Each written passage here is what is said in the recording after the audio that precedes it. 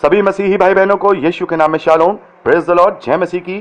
एक बार फिर से आप सभी का स्वागत है। हम अध्ययन कर रहे हैं प्रेरितों के कार्य, उसका 5वां अध्याय, और अब समय है कि हम उसके 41वें वचन से आगे पढ़ेंगे। यहाँ पर एक बहुत ही महत्वपूर्ण बात हमें देखने में आती है कि वह इस बात से आनंदित होकर महासभा के सामने से चले गए कि हम उसके यानी प्रभु यीशु के नाम के लिए अपमानित होने के योग्य तो ठहरे।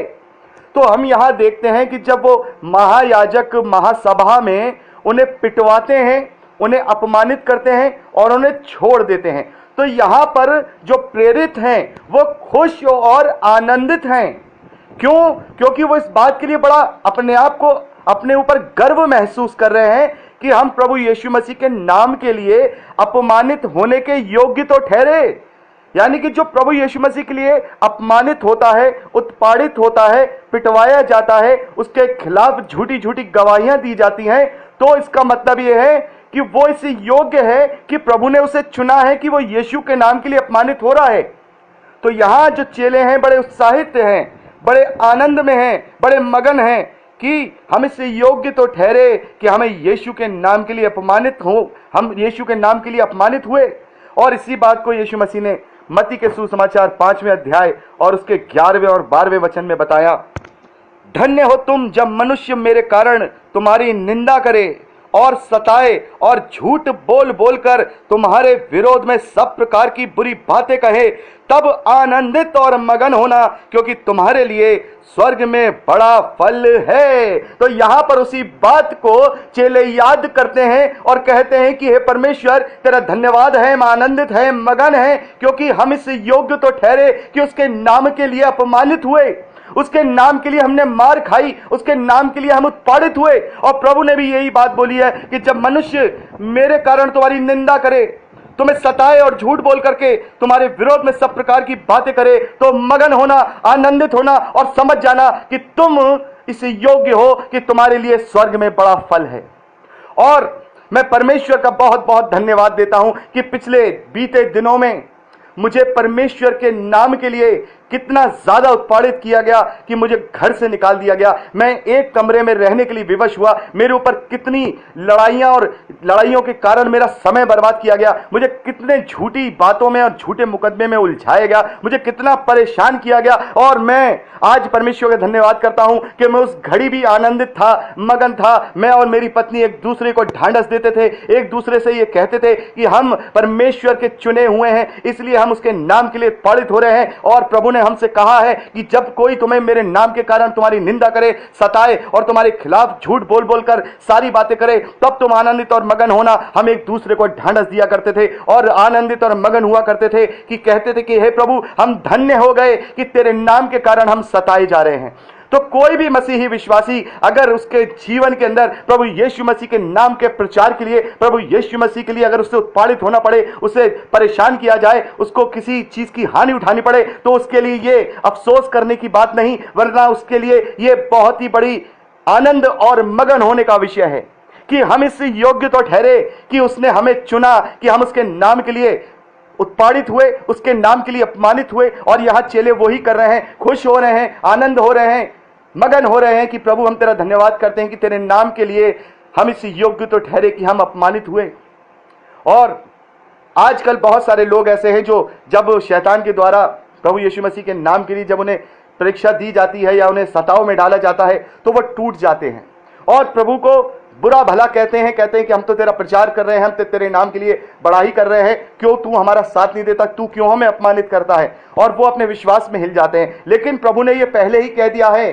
कि मेरा चेला यदि तुम बनना चाहते हो तो अपना अपना क्रूस उठा लो, इस धरती के जीवन को तुच्छ कर दो। कोई भी इस धरती का प्रेम या इस धरती की बातें तुम्हारे लिए मेरे से ज्यादा बढ़ के नहीं हो सकती, क्योंकि ये जो जीवन है ये आडंबरों का जीवन है, ये जीवन झूठा जीवन है। ये वो जीवन जो तुम्हें दिया गया है ये एक माध्यम है,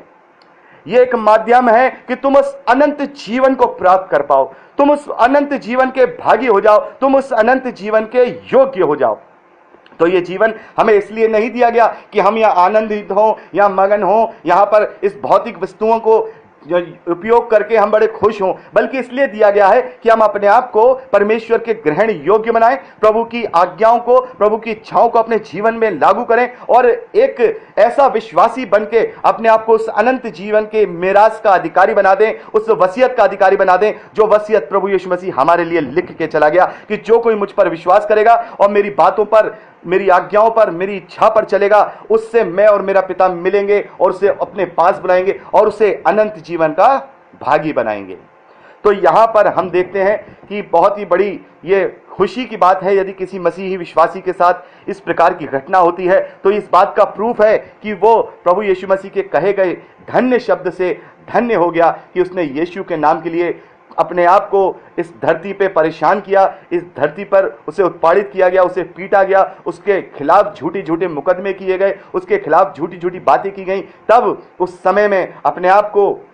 तोड़े नहीं, उस समय में अपने आप को धीरज बनाए रखें और एक इस वचन से अपने आप को क्या करें, दृढ़ बनाए कि हाँ, मैं इसी योग्य तो ठहरा कि कम से कम उसके नाम के लिए, कम से कम प्रभु के नाम के लिए मुझे क्या, मैं अपमानित होने के योग्य तो ठहरा। तो यहां पर एक बहुत बड़ा एक जो बात है, एक बहुत बड़ा एक महत्वपूर्ण संदेश चेलों के द्वारा आगे आने वाले समय में जो कलीसियाएं प्रचार करेंगी उनको दिया गया कि जब तुम सताए जाओ तो तब खुश होना, आनंदित होना, क्योंकि प्रभु ने कहा धन्य हो तुम जब लोग मेरे नाम के लिए तुम्हें सताएं और झूठ बोलकर तुम्हारे खिलाफ युक्तियां करें। तो यहां पर हम 42वें वचन में देखते हैं, वह प्रतिदिन मंदिर में और घर घर में उपदेश करने और इस बात का सुसमाचार सुनाने से कि यीशु ही मसीह है ना रुके, और वो तमाम विरोधों के बावजूद, वो तमाम रुकावटों के बावजूद अपने कार्य से, अपने कर्तव्य से जो प्रभु यीशु मसीह ने उन्हें दिए थे उनसे नहीं रुके और लगातार करते रहे। तो यहाँ पर हमने 5वां अध्याय कंप्लीट कर लिया। अब समय है कि हम इसके 6ठे अध्याय उसके पहले वचन से आगे पढ़ेंगे। तो यहाँ पर हम देखते हैं, उन दिनों में जब चेलों की संख्या बहुत बढ़ने लगी तब यूनानी भाषा बोलने वाले और इब्रानी भाषा बोलने वालों पर कुड़कुड़ाने लगे कि प्रतिदिन की सेवकाई में हमारी विधवाओं की सुधि नहीं ली जाती। तो यहाँ हम देखते हैं कि उन लोगों की काफ़ी संख्या बढ़ जाती है। इब्रानी भाषा जो बोलने वाले हैं, यरूशलेम वाले हैं, वो तो हैं ही, उनमें यूनानी भाषा बोलने वाले जो यहूदी लोग हैं वो भी उनमें आकर मिल जाते हैं, प्रभु को ग्रहण कर लेते हैं, और वो आपस में फिर उनके बीच में थोड़ा सा मतभेद ये पैदा होता है कि जो प्रतिदिन की सेवकाई है उसमें जो यूनानी बोलने वाली लोग हैं उनकी विधवाओं की सुधि नहीं ली जाती। तब देखिए, इससे पहले हम देखते हैं कि जब कलीसिया बड़ी होती है तो बड़ी कलीसिया में थोड़े थोड़े मतभेद उत्पन्न होने शुरू हो जाते हैं, क्योंकि अलग अलग भाषा, अलग अलग स्थान के लोग जुड़ते हैं। छोटी कलीसिया होती है तो छोटी कलीसिया एक दूसरे का क्या करती है, ख्याल रखती है, एक दूसरे से बात करती है, एक दूसरे के घर आना जाना होता है। लेकिन जब कलीसिया बड़ी हो जाती है तब ये स्थिति पैदा हो जाती है कि लोग एक दूसरे को कम जानते हैं, एक दूसरे के बारे में कम बातें करते हैं, उनमें थोड़ा थोड़ा डिफरेंसेस वहां पे पैदा होने लगता है। तो हमें यह चाहिए कि हमारी जब कलीसिया बड़ी हो जाए तो जैसे यहाँ पर हम आगे उन लोगों ने क्या किया, देखिए पहले हम देखते हैं उन्होंने क्या किया। तब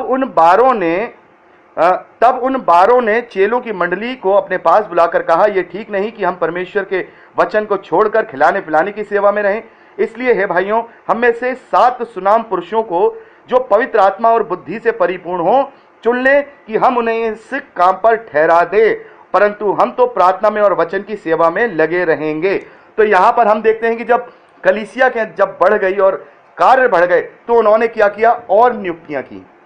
और छोटी छोटी जो काम है वो अलग अलग लोगों को बांट दिए। तो इसे कहते हैं कलीसिया का मैनेजमेंट। तो जब हमारी कलीसिया बड़ी होती है तो कोई भी व्यक्ति जो उसका अगुवा है, जिसने उसे शुरुआत की है, वो अकेला उस कार्य को करने में पूरी तरह से समर्थ नहीं होगी उसके अंदर। तो उसे चाहिए कि वो सब डिपार्टमेंट अलग अलग लोगों को नियुक्त करे जो पवित्र शास्त्र के जानकार हों, जो पवित्र आत्मा में परिपूर्ण हो, ऐसे लोगों को चुने और उन्हें एक छोटे छोटे ग्रुपों में डिवाइड कर दें और एरिया वाइज डिवाइड कर दें कि भाई इस एरिया के लोग हैं तो ये कलीसिया के ऊपर ये एक सब्स्टिट्यूट अगवा है या एक रखवाला है, इस प्रकार से मैनेजमेंट करें और वो उनका विशेष ध्यान रखे और उनका विशेष ध्यान रख के उनको क्या करे, उनकी रखवाली करे। तो यहाँ पर भी क्या हुआ, 7 लोगों को वहाँ चुना गया, जो 7 लोग हैं कि ये लोग वहाँ अगुवाई करें। ये लोग, इन लोगों को अलग अलग काम बांटे गए, अलग अलग जगहों की कलीसियाएं दी गई। और हम ये देखते हैं जो बड़ी कलीसियाएं होती हैं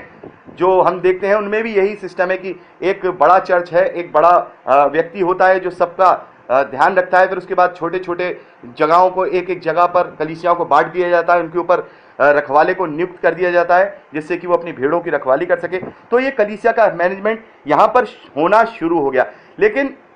बहुत से लोग कहते हैं कि भाई कलीसिया में ये सब चीज़ें क्यों हुई, पहले नहीं होती थी, पहली की सदी में सब बातें नहीं होती थी। लेकिन जो आवश्यकता है वही सारी चीज़ों को जो बनाने के लिए मजबूर करती है। तो यहाँ जब वो 3000 की तादाद में थे तब उन्हें ज़रूरत नहीं थी कि वो इस प्रकार के कामों को बांटें। लेकिन जब वो और बढ़ी, जब वो 20-25 हज़ार की हुई, 40 हज़ार की हुई, तो वहाँ ज़रूरत पड़ी कि अब इनकी रखवाली करने के लिए अलग अलग लोगों को कार्यभार सौंपा जाए। और ये कलीसिया जब और बड़ी होगी, जब हम देखेंगे पौलुस के समय में वो अलग अलग शहरों में चली जाएगी, तो फिर वहाँ पर अलग अलग कलीसियाँ स्थापित की जाएंगी, अलग अलग वहाँ अगुए अध्यक्ष वहाँ स्थापित किए जाएंगे, ताकि उन्हें वो जिम्मेदारी दी जाएगी कि वो क्या करें, उनकी रखवाली करें और उन्हें भटकने नहीं दे। तो यहाँ पर हम देखते हैं कि यहाँ 7 व्यक्तियों को वहाँ पर चुना गया। ये बात सारी मंडली को अच्छी लगी और उन्होंने स्तेफनुस यानी स्टीफन नामक एक पुरुष को जो विश्वास और पवित्र आत्मा से परिपूर्ण था, और फिलिपुस और प्रखुरुस और निकानोर और तिमोन, परिमिनास और अंतकिया वासी और निकुलाउस जो कि यहूदा मत में आ गया था, चुन लिया। यानी कि 7 लोगों को चुन लिया गया कि ये अब अलग अलग लोगों को संभालें, अलग अलग लोगों को कार्य करें, ताकि जो मुख्य प्रेरित हैं वो अपना जो कार्य है, उन्हें वचन को जो प्रचार कर रहा है, लोगों में चंगाइयाँ देनी है, लोगों को यीशु मसीह का सुसमाचार तक पहुंचाना है, और वचन की सेवकाई और प्रार्थना वो उसमें लौलीन रहे। तो यहाँ पर उन्हें चुन लिया गया, इन्हें प्रेरितों के सामने खड़ा किया गया और उन्हें प्रार्थना करके उन पर हाथ रखे। परमेश्वर का वचन फैलता गया और यरूशलेम में चेलों की गिनती बहुत बढ़ गई और याजकों का एक बड़ा समाज इस मत को मानने वाला हो गया। तो यहाँ पर देखते हैं इस प्रकार से मिलजुल के काम करने के द्वारा पूरी कलीसिया इस प्रकार से आगे बढ़ती रही और इस प्रकार से उन्होंने अपने आप को ऐसे अपना विस्तार किया। और 8वें वचन में हम देखते हैं कि जो स्टीफन जो अभी हम देखेंगे उसका ये एक घटना है। यानी कि यहाँ तक जो 6ठे अध्याय को जब हम देखते हैं, यहाँ तक जो हम प्रचार देख रहे हैं, यरूशलेम और यहूदी मत के बीच में ही प्रचार किया जा रहा है, उन्हीं में से लोगों को लाया जा रहा है, उन्हीं में से लोगों को मिलाया जा रहा है। लेकिन ये बहुत बड़ी घटना अब जो 7वें अध्याय से हम देखेंगे स्टीफन के विषय में, ये वो समय है जब वो राज्य यहूदी लोगों से लेकर के, यानी यहूदियों के अलावा अब जो अन्य जातियां हैं, जो जाति के लोग हैं, अब वो वहां तक प्रचार पहुंचाया जाएगा। और ये घटना हम 7वें अध्याय से देखेंगे जब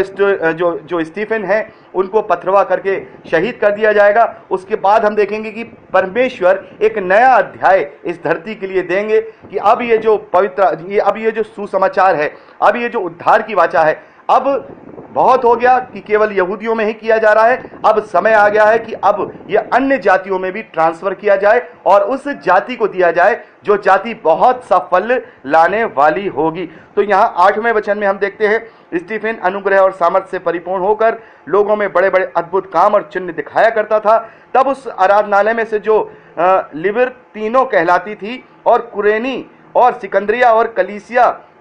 किलिकिया और एशिया के लोगों में से एक एक उठकर जो स्टीफन है उससे वाद विवाद करने लगे, परंतु उस ज्ञान और उस आत्मा का जिससे स्टीफन बातें किया करता था वह लोग उसका सामना ना कर सके।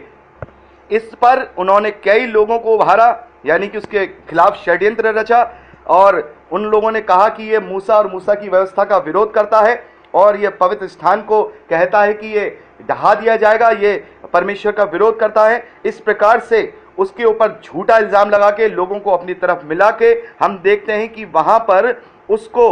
जो पकड़वाने के लिए सोचा उसको पकड़कर महासभा में ले गए और वहां पर झूठा इल्जाम लगाने लगे। 13वें वचन में देखते हैं, और उन्होंने झूठे गवाह खड़े किए। उन्होंने कहा ये मनुष्य इस पवित्र स्थान और व्यवस्था के विरोध में बोलना नहीं छोड़ता, क्योंकि हमने उसे ये कहते सुना कि ये यीशु नासरी इस जगह को ढा देगा और उन रीतियों को बदल डालेगा जो मूसा ने हमें सौंपी हैं। तब तब सब लोगों ने जो सभा में बैठे थे उस पर दृष्टि गड़ाई, तो उसका मुख स्वर्गदूत साथ था। तो यहां पर हम देखते हैं कि वो इस प्रकार से आत्मा में परिपूर्ण था कि उसका जो चेहरा था वो इतना तेजोमय था कि वो स्वर्गदूत सरीखा लग रहा था। और वहां पर वो महासभा में ले गए हैं। यहां पर 6ठा अध्याय हमने कंप्लीट कर लिया और 7वें अध्याय जो कि एक नया एक जो